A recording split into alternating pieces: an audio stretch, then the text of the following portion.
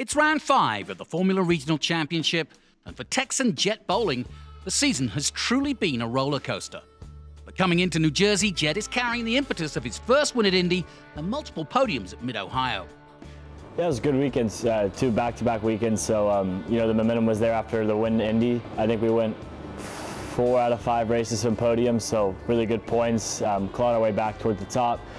Went from 5th to 3rd in the standings, so yeah, really good points. It's almost a bit of a double-edged sword, you know. I got the monkey off my back, but now I'm miserable if I'm not first, so I got a taste of glory and I just want it so much now. Just got this weekend and 3 more, so you know, it's easy to say, oh, I'm 3rd back, 30 points back from the lead, you know, maybe it's over, but it's also easy to say, you know, you never know what's going to happen. So just drive my race, you know, 1 lap at a time, 1 race at a time, 1 weekend at a time, and that's how you take it.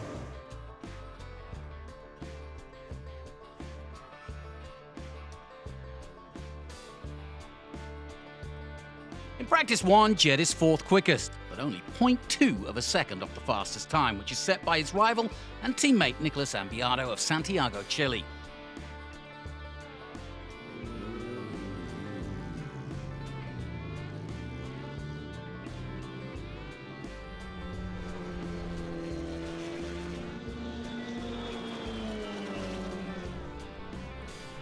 Practice 2. And this time Jet is fastest, but again the times are so close between the top 5, qualifying will prove to be decisive as to who will come out on top of the weekend. Got a couple good laps in, clean laps. I managed the gap well with traffic, which has been a problem here all weekend, so really happy with that. It's a fast track, so it's high risk, high reward, but yeah, I think turn 3 is probably my problem child right now. But it's so tight. I mean, if I mess up once, that's a 10th and I'm in 4th, so it's really tight. No, it's fun, but it's stressful. I mean, last session I was on the wrong side of 10th and I was 4th. This session I'm on the right side and I'm 1st, so that's how it goes.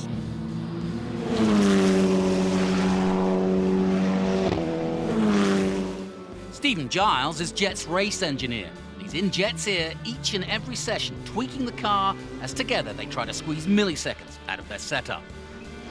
Stephen has engineered world champions in the past at McLaren Formula One, the current World Constructors Champions. Now it's Jet's chance to ingest some of that wisdom and move his career forward. He currently sits 3rd in the championship, just 10 points ahead of his old teammate Titus Sherlock. So with plenty of points up for grabs between now and the last race at Barber, it's time to get to work and remain consistent.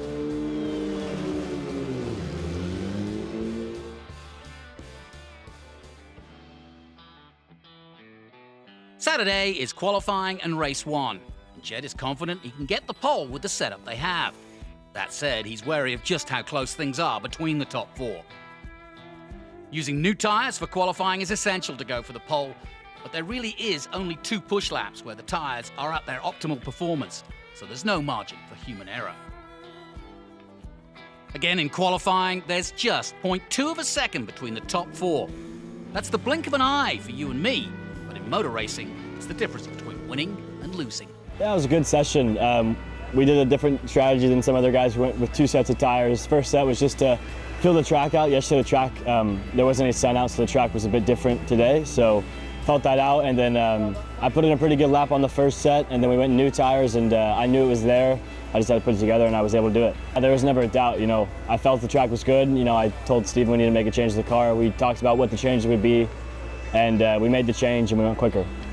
You know, it's hard to pass here. As long as I can get a good, clean start, you know, be nice in turn 1, it should be, I don't want to say easy, but, you know, it should be nice. You know, obviously once the car's done with Park for May, we're going to take it to the garage, download all the data, watch some video. We'll watch some race video from last year from some onboards just to see where you can pass, mistakes other drivers made. Perfect conditions for race 1, and Jet is where he needs to be. He does take the lead from pole and is controlling the race from the front. Ambiato in the 55 is right behind in 2nd and hoping Jet will make a mistake or have a problem. Sure enough, halfway through the race, Jet begins to slow and drop back after dominating. Yeah, I mean, leading the race with, I don't know, halfway through the race was leading it. Started having some lockups, and then all of a sudden the pedal went flat, brake pedal went flat, so lost brakes, and you don't really want to be driving a race car with no brakes, so I had to come in the pits and went 3 laps down after that. But it's never say never in racing, and Stephen and the team get to work on bleeding the brakes. Crack the outside one. Don't worry about it. Just listen. Just like, open. Open. Closed. Close. Come up. Closed. Close. Anything coming out? That is coming. Any fluid? Fluid. Just fluid. Feel any better? He's still down. Open. Open. Shut. Close. Up again. They get it done and send him out to rejoin the race, as points are still a possibility. The anguish and disappointment are as clear as day. Jet won't be getting 25 points for a win. All of a sudden, he just started to lose that brake pedal, and then he had to come in because he had none at all. We've quickly believed the front, so we've got half the brakes back. It's just a fight for survival now for him. Jet rejoins at the back, and there's a little ray of hope as Jet has already picked up the second fastest lap of the race, now under caution as he rejoins the pack. Another incident at the restart gives Jet another spot, and he finishes 9th overall with 2 points scored, but it should have been 25. We're starting second tomorrow, so not all hope is lost. Just got to bounce back. This really sucks, but new day tomorrow, 2 races, 2 qualifying, so we'll see how it goes.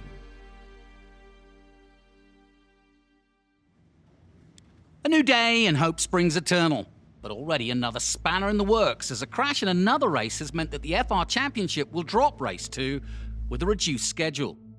So another chance for 25 points goes begging.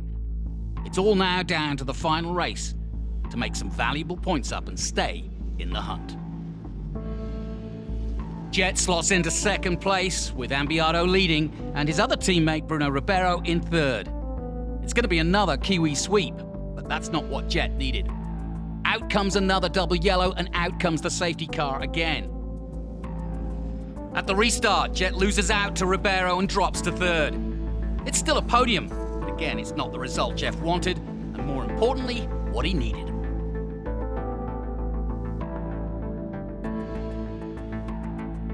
Yeah, I was able to, it wasn't a great start, but Ambiato in first didn't have a good start either. Bruno had a good start behind, but I was able to fend him off, and I actually went around the outside of both of them at 1 and 2, but then Ambiato was able to get me into 3, and I just had to kind of fall back in line after that.